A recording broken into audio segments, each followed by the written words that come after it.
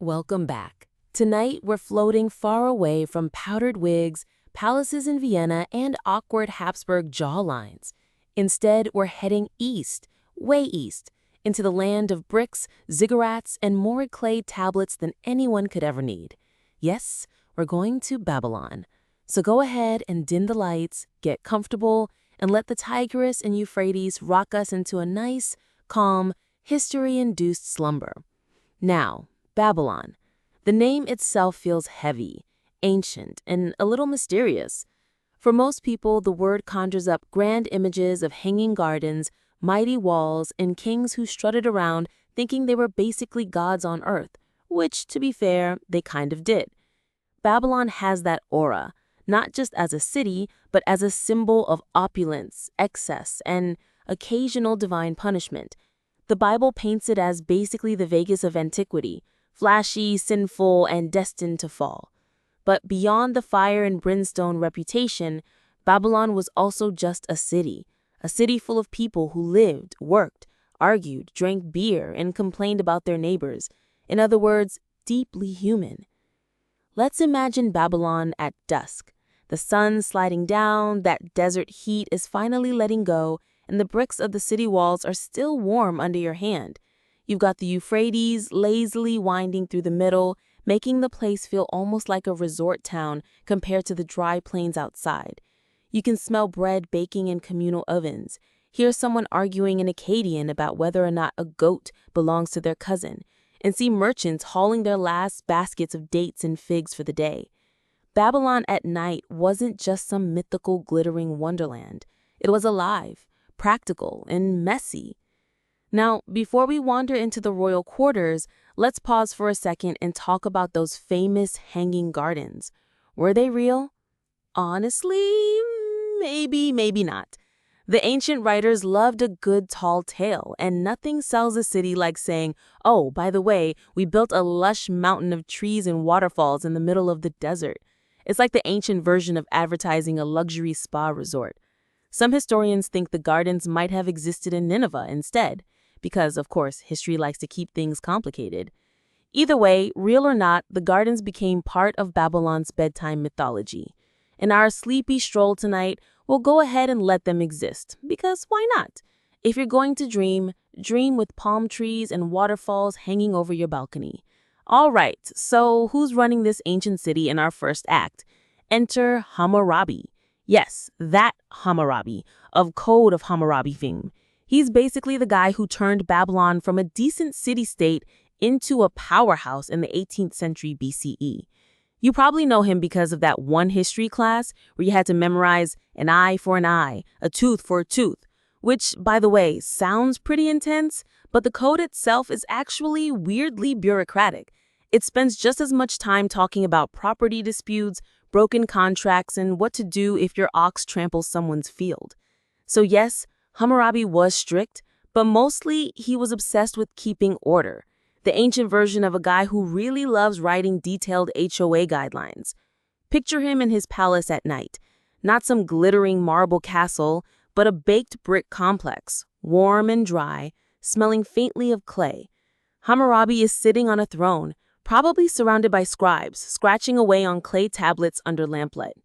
Every so often he glances at one of them, sighs, and mutters something like, "Another goat theft case? Really?" It's less glamorous than the history books suggest, but it's real. What's interesting about Hammurabi is that he was a bit of a PR genius.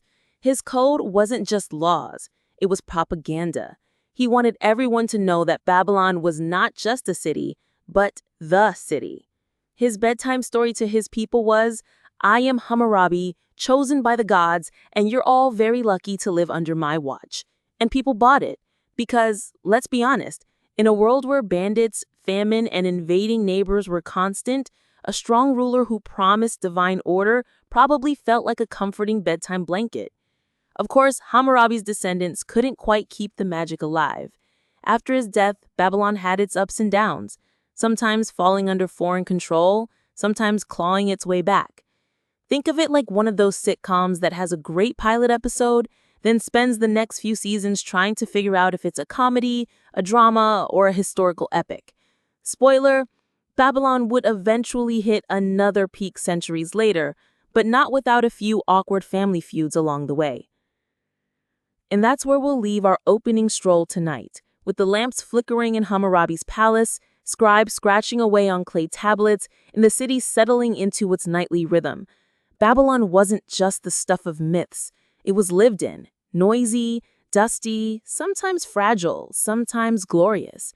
And as the stars came out over Mesopotamia, its people probably thought less about divine punishment and more about whether they'd have enough barley beer for breakfast. Next time, we'll slip into the Neo-Babylonian period, where things get a little more dramatic. We'll meet kings who thought they were gods, wives who inspired legendary gardens, and dynasties that loved a good palace intrigue. For now, just let Hammurabi's orderly world tuck you in. After all, nothing says good night quite like a clay tablet full of property laws. Sleepy travelers. Tonight, we're floating down the Euphrates again, but this time we've fast-forwarded a few centuries. Babylon's been through a few awkward phases, shuffled between foreign rulers, and occasionally looked like it might never get its groove back. But don't worry, Babylon has a flair for comebacks, and the biggest of those comebacks is what we now call the Neo-Babylonian Empire. If Hammurabi was the meticulous dad who made sure you followed the rules, then Nebuchadnezzar II was the flashy uncle who renovated the house, threw huge parties, and wanted everyone to know just how fabulous the family was. You've definitely heard his name, even if you're not sure where. Spoiler, it pops up in the Bible a lot, usually in contexts that involve fiery furnaces, exiles, and bad omens. But to the Babylonians themselves, Nebuchadnezzar was the guy who put Babylon back on the map. Let's set the mood. Babylon under Nebuchadnezzar is glowing at night. Oil lamps line the streets, the smell of roasting meat drifts from courtyards, and the palace shines with brightly glazed tiles reflecting torchlight. This isn't the dusty law code city of Hammurabi anymore. This is the city, the capital of an empire stretching from Mesopotamia to the Mediterranean. And Nebuchadnezzar wanted every visitor to feel impressed, intimidated, and maybe a little jealous. Enter the Ishtar Gate. Built under Nebuchadnezzar, it was basically the red carpet entrance to Babylon. Blue glazed bricks, golden lions, dragons, bulls. The whole thing was like an ancient neon sign screaming, "You've arrived in Babylon, baby." Passing through it would have been awe-inspiring and a little overwhelming. Imagine stumbling in from the countryside with your sack of dates, only to be greeted by a massive, glowing gateway covered in mythological creatures. It probably felt like entering another world. Now, about those hanging gardens again. This is where Nebuchadnezzar's PR department kicks into overdrive. Some ancient writers claimed he built them for his Median wife who missed the green hills of her homeland. Supposedly, Nebuchadnezzar wanted to recreate the mountains in miniature, complete with lush trees and cascading water. A sweet gesture, if true, though it also sounds suspiciously like the kind of story a court poet would invent to make the king look romantic. Scholars today still debate whether the gardens were real, misattributed, or just the ancient version of a tourist brochure. But again, for our purposes, we'll let them exist. After all, it's hard to resist the image of a king building a mountain of greenery just to keep his wife from complaining about the flat Mesopotamian landscape. Nebuchadnezzar wasn't just about aesthetics, though. He also had a serious military resume.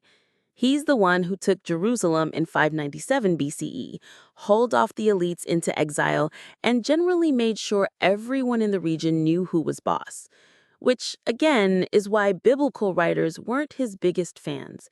But while biblical writers portray him as this overbearing tyrant with an ego problem, Babylonian records show him more as a competent administrator who wanted his empire to run smoothly. Both things can be true.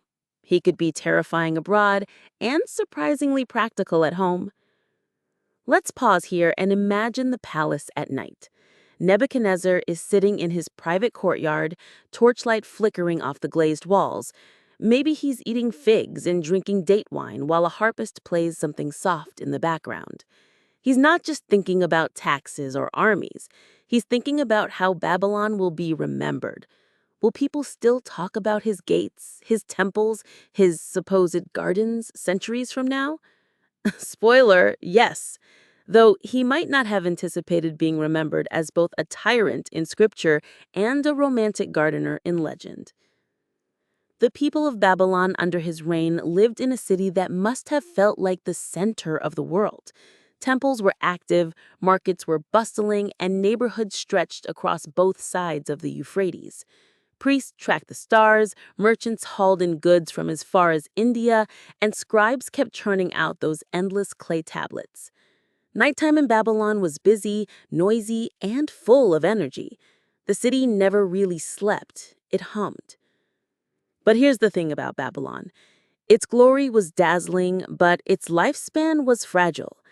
The Neo-Babylonian Empire, despite all of Nebuchadnezzar's flair, lasted less than a century in total. After him, weaker kings followed, court intrigue festered, and eventually the Persians rolled in like, "Nice walls you've got here. Shame if someone just walked through them." Which, according to some stories, they literally did, by diverting the Euphrates and sneaking under the city walls.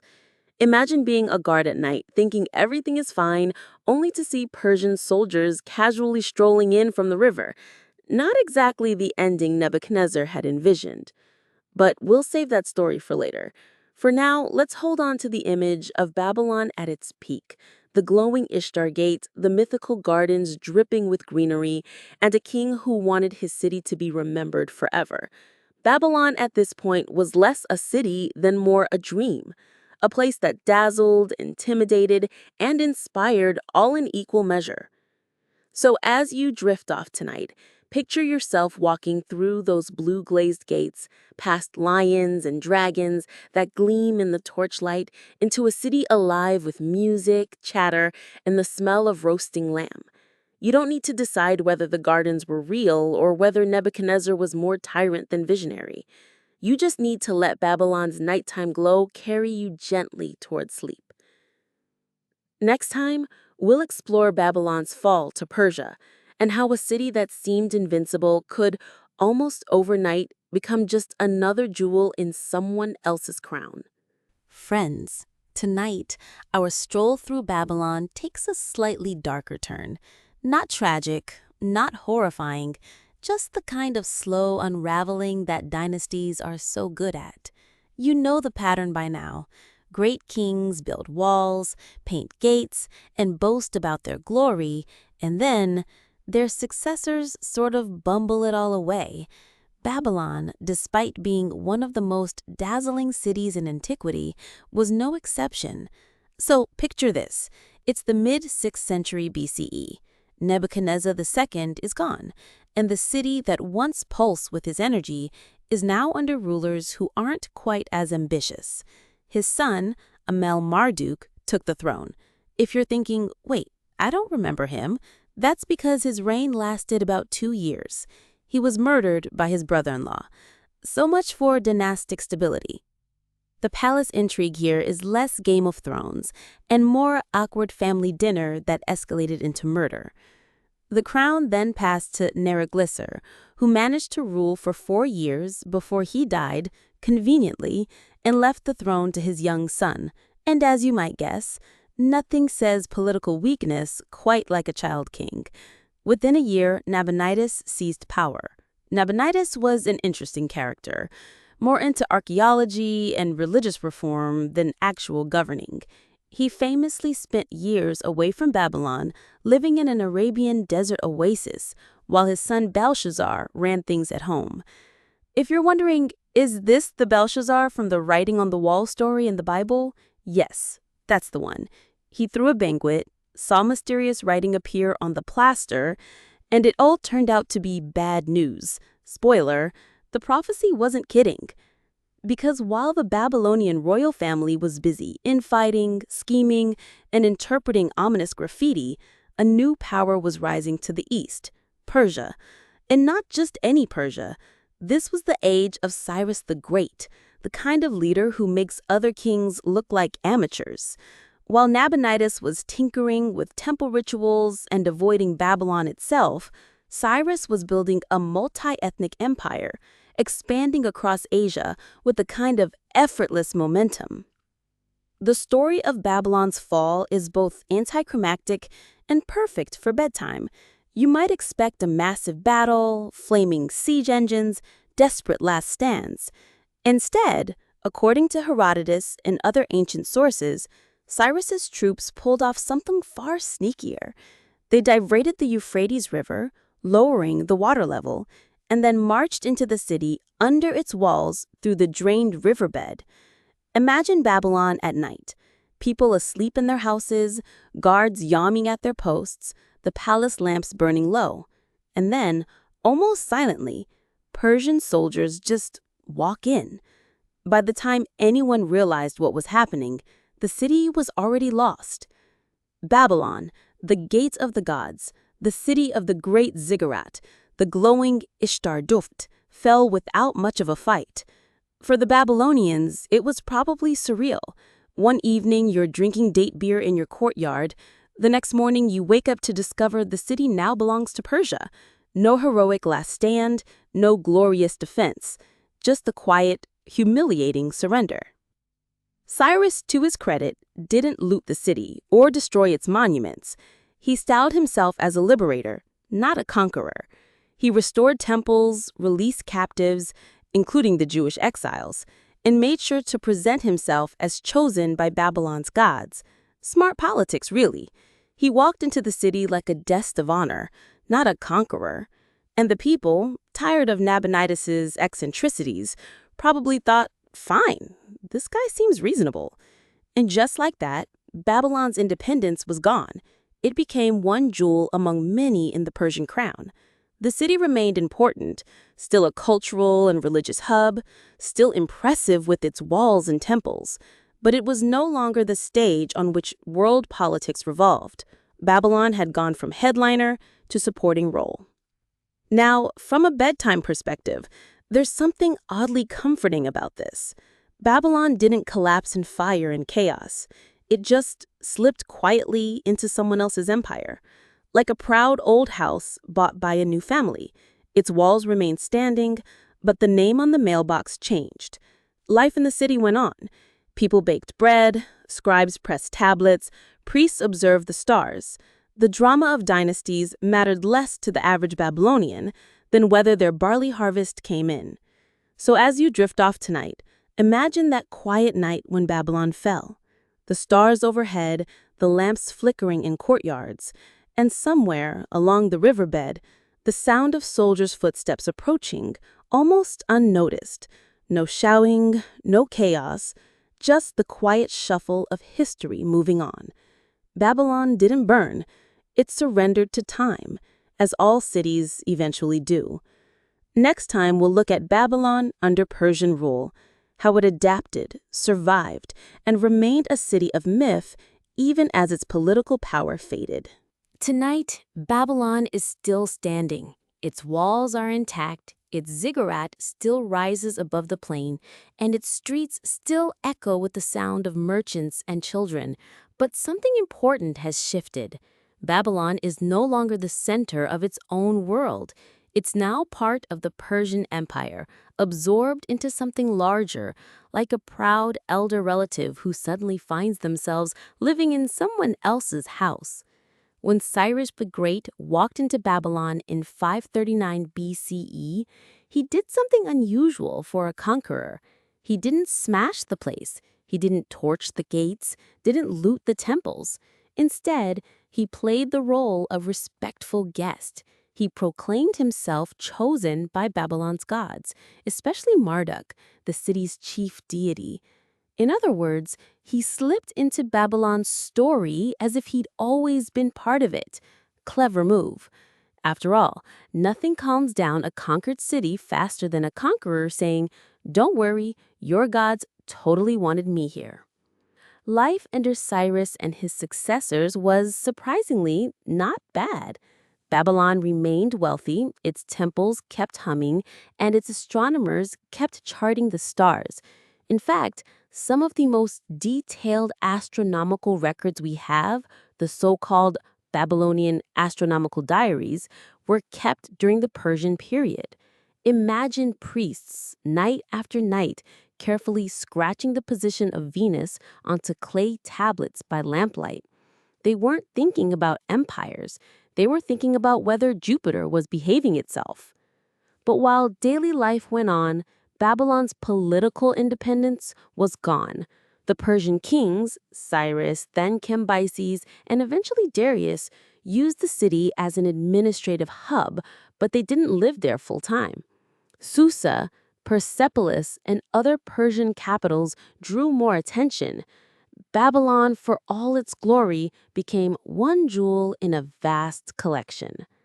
Still, the Babylonians weren't exactly content with being just another province. Rebellions flared up from time to time. There's a story that early in Darius's reign, two different men both claimed to be Nebuchadnezzar the third and fourth, trying to revive Babylon's independence.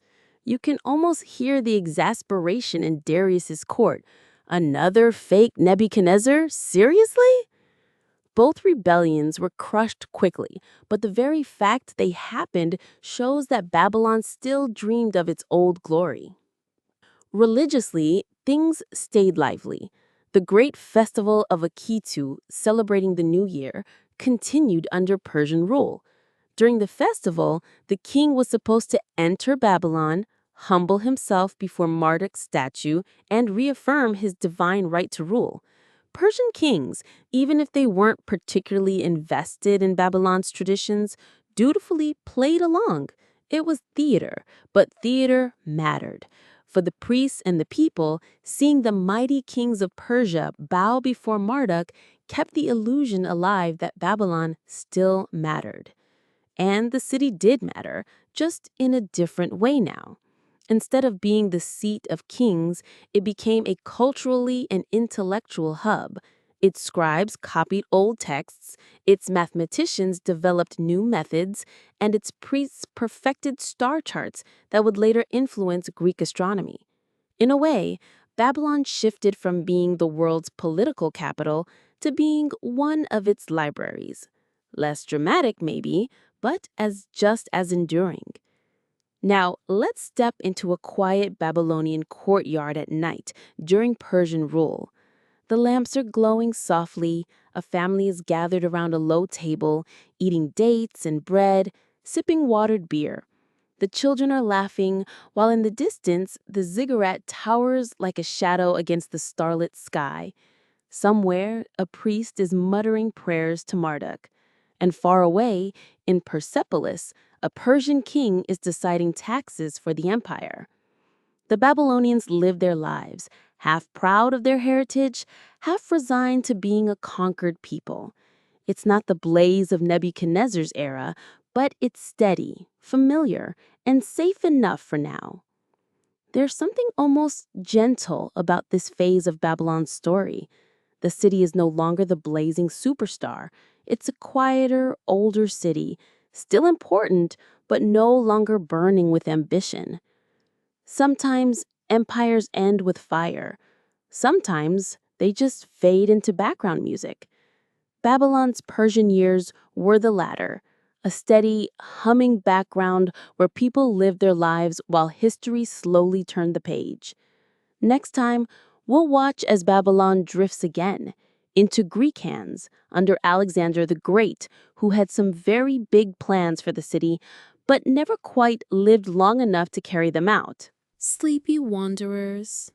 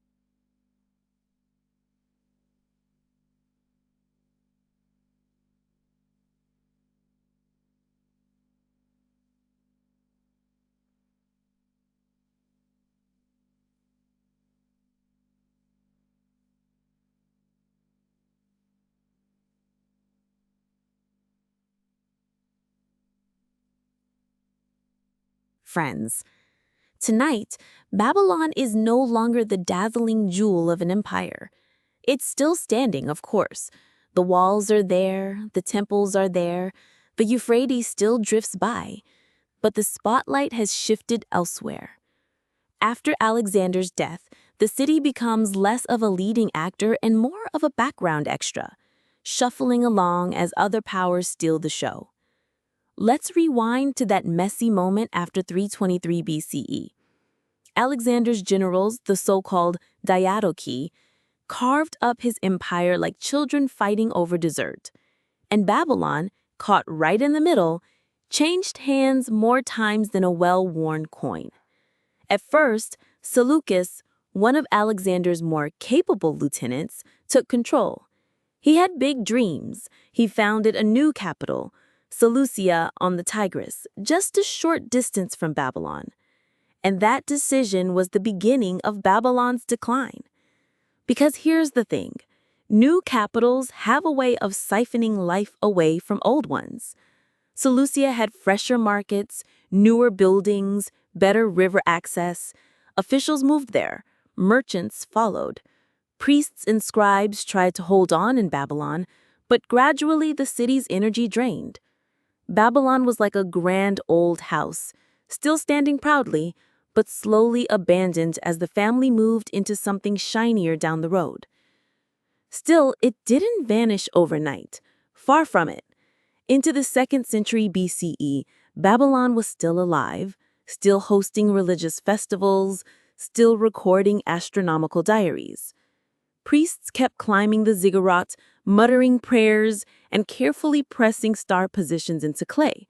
They were basically the world's first long-term data nerds. Even as the city crumbled, the tradition of star watching carried on, because somebody had to keep track of when Mars was being difficult. But with each generation, Babylon shrank. The Seleucids focused on their newer cities. Then came the Parthians, a rising power from the Iranian plateau, who pushed the Seleucids out and took over Mesopotamia. The Parthians weren't terribly interested in Babylon either. By their time, the city was more of a relic, a sacred place, maybe, but not a political hub. Kings might stop in for ceremonies, but no one was calling it home anymore. The decline was slow, quiet, and almost melancholy. Imagine walking the streets around 100 BCE. Some houses still occupied, temples still active, though crumbling at the edges. The great ziggurat no longer a proud tower, but a ruinous mound.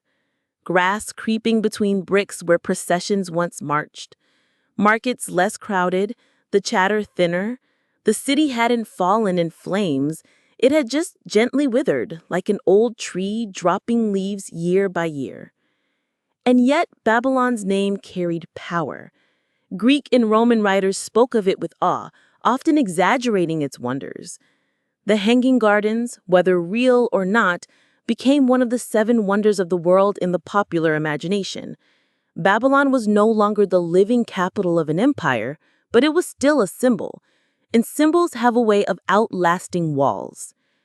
Now, picture a Babylonian night in these late centuries, a smaller city, quieter streets, but still the sound of music drifting from courtyards, still the flicker of oil lamps in houses. Priests at the crumbling ziggurat still watching the stars, writing quietly on clay, carrying on traditions even as their city shrank around them. There's a strange peace in that image. Babylon was dying, yes, but it was also teaching the world how to measure the heavens, how to keep time, how to imagine eternity. So by the time Rome was rising in the west, Babylon was fading in the east. Not gone, not forgotten, but slipping gently out of the world of the living into the world of legend. Next time, we'll wander through Babylon's final centuries as the last residents drift away, the temples close, and the city finally falls silent, leaving only ruins and stories behind. Tonight, our wanderings take us into Babylon's last centuries as a living city. If earlier chapters felt like a decline, now we enter the twilight. the long hush where Babylon becomes less a metropolis and more a memory, still standing in bricks, but fading in breath. By the 1st century CE, Babylon had shrunk into little more than a cluster of villages scattered among its ruins. Seleucia had long ago stolen its administrative crown. The Parthians had little reason to nurture it, and yet a few stubborn residents lingered on. Imagine farmers tending fields among toppled walls, or families setting up homes in the shadow of palaces where kings once schemed. Life had become small, ordinary, tucked into the cracks of a giant skeleton. The temples were the last to go. Priests clung to their rituals even as congregations thinned. The ziggurat of Atamananki, once a tower that scratched the sky, was by then a ruin, its bricks plundered for other buildings, its stairways crumbling. Strabo, the Greek geographer, writing around the time of Augustus, noted that Babylon was a desert. Not literally lifeless, but empty of the grandeur that had once defined it. Where once chariots rolled through wide processional avenues, now dust and silence lingered. And yet, even in this withered state, Babylon's name carried weight. Jewish communities in Mesopotamia remembered it vividly, as did Greek and Roman writers, who treated it like a half-legendary wonderland. Some exaggerated its size to absurd proportions, walls thick enough to drive 4-horse chariots on, towers stretching absurdly high. When the reality of a crumbling ruin met the imagination of outsiders, the myth of Babylon only grew.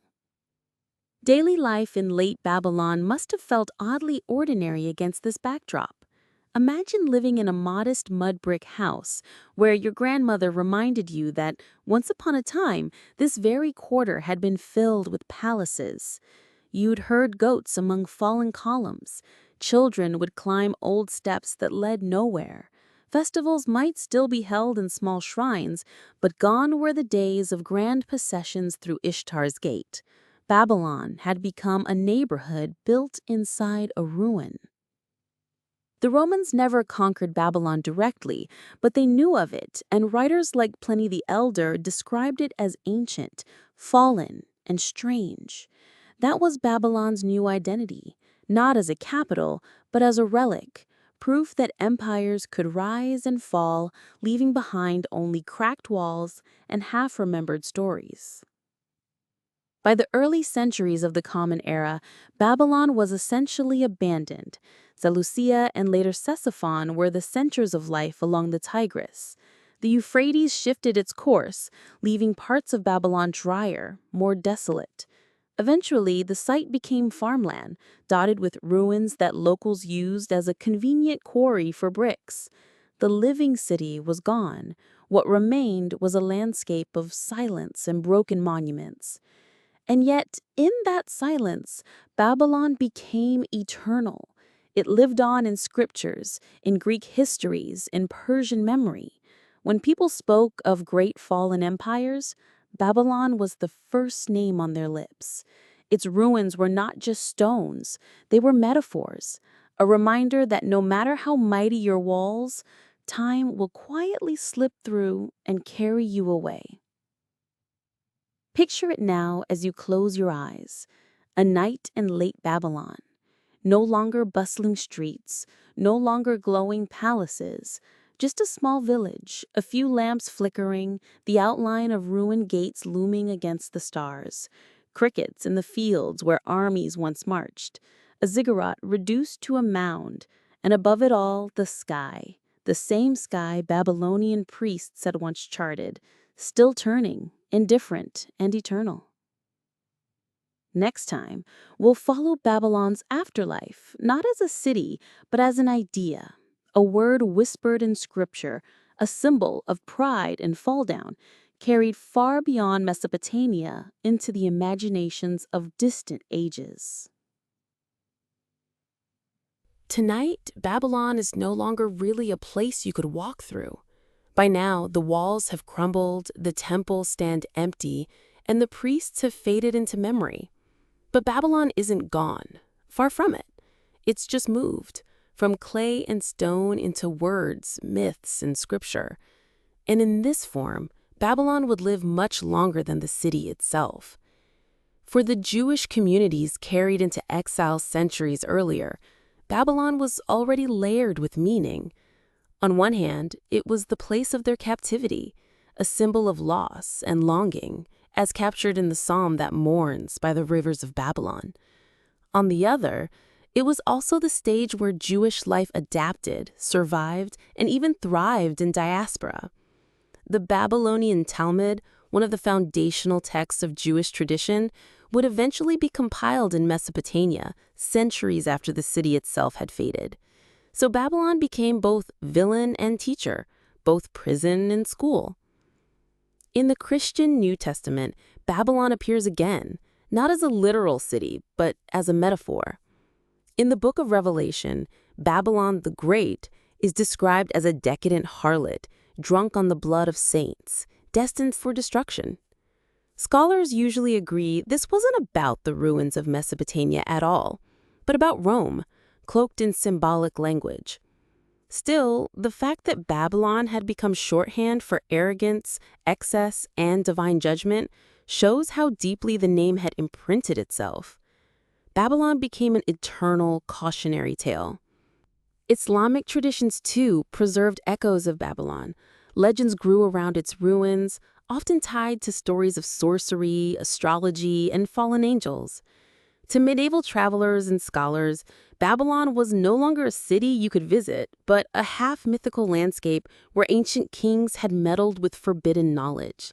The actual site, near modern Hilla in Iraq, may have been a quiet set of mounds, but in the imagination of the faithful, it was still alive, charged with meaning. Meanwhile, in the West, Greco-Roman writers kept Babylon alive in their histories. Herodotus, Strabo, Pliny, all described it, sometimes wildly exaggerating, sometimes outright inventing. To them, Babylon was the ultimate ancient wonder, a place of impossible walls, strange customs, and great mysteries. Later European readers, encountering these texts in the Renaissance, treated Babylon like a lost Atlantis, half history, half fantasy. And then in art and literature, Babylon took on a new life. Painters imagined the Tower of Babel spiraling absurdly into the clouds. Poets used Babylon as shorthand for corruption, decadence, or oppressive empire. Musicians and mystics dreamed of it as both hell and heaven, a city of sin and a city of longing.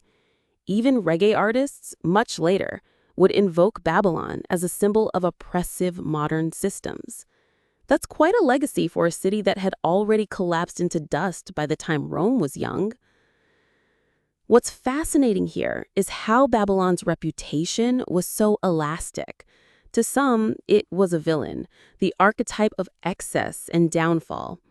To others, it was a place of wisdom, learning, and cosmic order. It could be both the harlot and the library, both the destroyer and the teacher. Very few cities get to be that many things at once. Now let's imagine a different kind of Babylonian night. Not the real city, but the one carried in memory. A medieval monk in Europe, sitting by candlelight, copying Revelation, muttering about the fall of Babylon. A Jewish scholar in Mesopotamia, debating a passage of the Talmud with his peers, invoking Babylon as a place of exile, but also of insight. A Persian storyteller spinning tales of magic and mystery at the ruins of Babel. Babylon lived on, not in bricks, but in words. And words, as we know, are far harder to topple than walls. Next time, we'll wander through the rediscovery of Babylon, when modern archaeology began digging into the mounds of Iraq, pulling tablets, bricks, and statues out of the dust and showing the world that Babylon was more than just a biblical symbol. It had been real, complex, and human all along. Tonight, we leave behind scripture and legend and step into the 19th century, when Babylon moved from myth back into mud brick reality. By then, the city had lived in people's imaginations for so long that it was almost more fantasy than fact. Europeans spoke of the hanging gardens, of Nebuchadnezzar's glittering walls, of the Tower of Babel scraping heaven.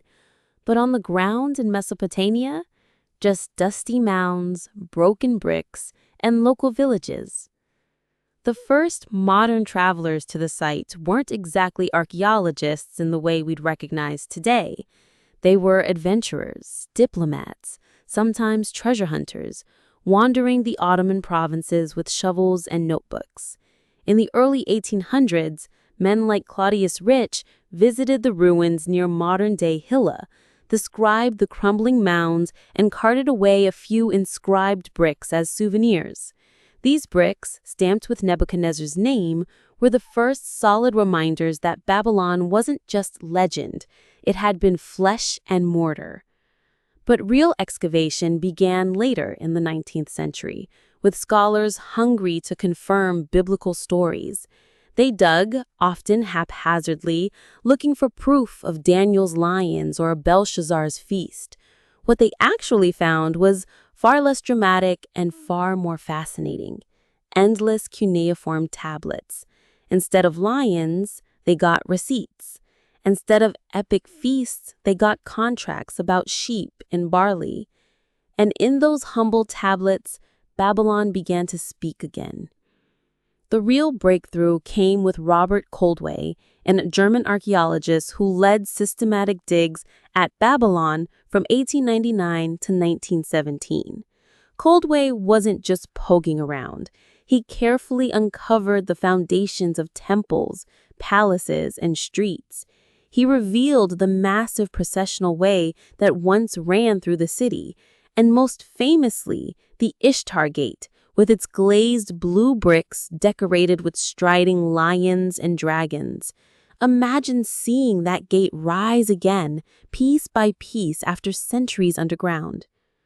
Koldewey even thought he had found the foundations of the Hanging Gardens. He uncovered a strange vaulted structure with thick walls and deep shafts that might have held irrigation. Whether it really was the legendary garden is still debated. But the idea electrified the public. Babylon wasn't just a word anymore. It was bricks, tiles, and dragon motifs you could touch.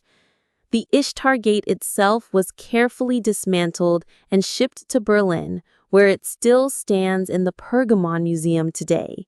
If you ever visit, it's overwhelming. Bright cobalt blue tiles, golden lions, mythic creatures. It looks less like something from dusty ruins and more like a surreal art installation. Walking through it, you can almost hear the echo of ancient processions, drums, and chants. Of course, archaeology in this period wasn't without its problems. The methods were rough, records incomplete, and a lot of artifacts ended up in European museums rather than staying in Iraq. For local people, Babylon was less a symbol of myth and more a ruin in their backyard, suddenly swarmed by foreigners carting away its treasures. But even with these issues, the digs put Babylon back on the world map, this time not as harlot or villain, but as history. By the early 20th century, Babylon had become tangible again. School children could see pictures of the Ishtar Gate, scholars could translate the tablets, and ordinary people could point to bricks with Nebuchadnezzar's stamp and say, yes, he was real. The city had shifted once again, from legend to archaeology, from metaphor to museum exhibit. Now, let's picture a Babylonian night, not in antiquity, but around 1905. The ruins lie under the moonlight, silent as ever, while lanterns flicker from the tents of Koldewey's team. German archaeologists scribbling notes by candlelight, local workers hauling baskets of soil, the outlines of ancient walls slowly emerging under the stars. The city isn't alive again, but it's waking, at least in memory, brick by brick. Next time, we'll drift into Babylon's modern story, how the site became a symbol of national pride in Iraq, rebuilt, contested, and sometimes politicized in ways that the old kings might have found strangely familiar. Tonight, we step out of ancient dust and step into the 20th century. Babylon is no longer alive in the sense of Hammurabi or Nebuchadnezzar's time, and it's no longer a bustling hub of Greek or Persian administration. Instead, it's a ruinous landscape, slowly being reimagined, rebuilt, and sometimes politicized by modern powers. After the First World War and the collapse of the Ottoman Empire, Babylon came under the administration of the British Mandate, which eventually led to the creation of Iraq. Archaeologists continued to excavate, study, and catalog the ruins, but the city's bricks were quiet, its walls silent witnesses to millennia. By the mid-20th century, the Iraqi government had begun taking more active steps to preserve Babylon as a symbol of national heritage. Then came Saddam Hussein, and suddenly Babylon was back in the spotlight, this time as a stage for political theater rather than royal grandeur.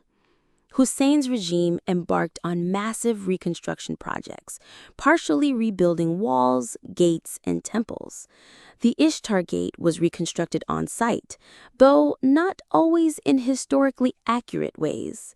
Some scholars criticize the work, noting that ancient ruins were being overlaid with modern propaganda. And yes, there were statues of Saddam erected among the ruins, as if he were taking his rightful place alongside Nebuchadnezzar. You can almost imagine Nebuchadnezzar's ghost whispering, "Really? Really?" Despite the controversy, these efforts did bring global attention to Babylon. Restoration projects created roads, visitor facilities, and opportunities for scholars and tourists alike. The city became a tangible link to human history, an anchor to the past, even as the modern political context complicated its presentation. Babylon also suffered during conflict. The Gulf War and subsequent events damaged parts of the site, and there were fears that reconstruction or military occupation might permanently harm ancient remains. Still, efforts to study and protect Babylon continue. Modern archaeologists work alongside Iraqi authorities to preserve what they can, using advanced technology to map the ruins and document inscriptions. Babylon today is both a ruin and a monument, a city that exists in layers: ancient brick, modern restoration, and myth. But even amidst political struggles, Babylon retains something quiet and eternal. Walk along the Euphrates at sunset, and the outlines of walls and temples rise against the sky. The desert wind brushes past crumbling bricks, carrying whispers of royal processions, long-lost rituals, and the footsteps of Alexander and Nebuchadnezzar. It's a city frozen in time, yet always alive in imagination. At night, when the modern lights dim, Babylon can feel like it did thousands of years ago. You can picture scribes copying tablets under oil lamps, priests charting the stars, guards pacing the walls, and children running along streets that are now buried beneath centuries of sand. The city may never again host kings or armies, but it continues to inspire awe, a reminder that human ambition, culture, and imagination can outlive even the grandest empires. So, tonight, let Babylon lull you into reflection. Think of its rise and fall, its kings and conquerors, its myths, and its archaeology. Let the stories of Hammurabi, Nebuchadnezzar, Cyrus, Alexander, and even modern restorers carry you gently toward sleep with the quiet rhythm of the Euphrates in your mind. Next time, we'll drift into the personal side of Babylonian life. Stories of ordinary citizens, artisans, priests, and families who lived their lives in the shadow of kings and temples, giving the city its enduring humanity. So far, we've wandered through Babylon's kings, conquests, and ruins. But tonight, let's step off the grand avenues, away from ziggurats and Ishtar gates, and stroll quietly through the streets where ordinary Babylonians lived. These are the people who didn't make it into epics or histories, yet they gave the city its heartbeat. Imagine a Babylonian neighborhood at dusk. The sun has melted down the bricks to a warm amber. Families gather in small courtyards, chatting over bowls of dates, barley porridge, or a simple stew of lentils. Children run barefoot through narrow streets, kicking clay balls, chasing one another, while their parents keep a watchful eye. In some homes, women grind grain in stone mortars, preparing bread for the next day. Life is repetitive, often tiring, but in its routines, comforting and real. Artisans and craftsmen are particularly fascinating. Potters shape clay into bowls, jugs, and figurines, sometimes stamping them with their own marks. Metal workers fashion tools and jewelry, their hammers ringing out in steady rhythm. Scribes, a kind of elite in Babylon, scratched wedge-shaped cuneiform into clay tablets. Contracts, tax records, school exercises, letters. Their work preserves the minutiae of Babylonian life for us to marvel at thousands of years later. Imagine a scribe at night, lamp flickering, correcting another student's mistakes, while quietly complaining about their boss. Human, mundane, yet immortalized on clay. Babylon's streets weren't entirely calm, of course. Markets could be noisy, with merchants calling out prices for dates, goats, or textiles. Occasionally, there'd be disputes, someone claiming a neighbor's goat wandered into their yard, or a family arguing over a shared irrigation canal. Justice wasn't swift, but it was real, governed by laws that had evolved since Hammurabi's time. Small quarrels, big consequences, and the occasional scribal record to remind future generations of who owned what. Religious life also shaped the nightly rhythm. Priests tended temples and ziggurats, offering prayers and sacrifices to Marduk, Ishtar, and other gods. Festivals punctuated life. The Akitu New Year celebration, full of rituals, feasts, and processions, would see the streets fill with music and chanting. Even for ordinary citizens, these moments tied them to the city's sacred heart, reminding them that Babylon was not just stone and clay, but a living spiritual organism. And love, family, gossip, it thrived here too. Couples walked along canals, children laughed in courtyards, neighbors whispered about each other's affairs. Even in a city known for kings and conquests, the small, messy, human moments were what truly endured. Archaeology sometimes captures these. A school tablet with a math exercise, a letter complaining about a missing goat, a household receipt. They're snapshots of humanity, fragments of lives lived in the shadow of greatness. Imagine a Babylonian night from a citizen's perspective. The air thick with the scent of cooking, lamps flickering in windows, distant music from a festival, the gentle rush of the Euphrates. Somewhere, a child drifts to sleep listening to the low hum of the city. A scribe finally puts down their stylus. A potter washes their hands. Life continues quietly, almost imperceptibly, while kings, empires, and legends swirl around them. These ordinary nights were the city's constant, the steady rhythm that outlived dynasties and disasters. So as you drift toward sleep, imagine Babylon through the eyes of its people, not just its kings. Their ordinary lives, their laughter, their work, their routines, made the city live. Even after emperors faded and walls crumbled, Babylon's heartbeat was human, and that heartbeat persists in the tablets, ruins, and stories we treasure today. Next time, we'll wander into the quieter, cultural legacies of Babylon, literature, science, and astronomy, and see how these enduring contributions echo across time.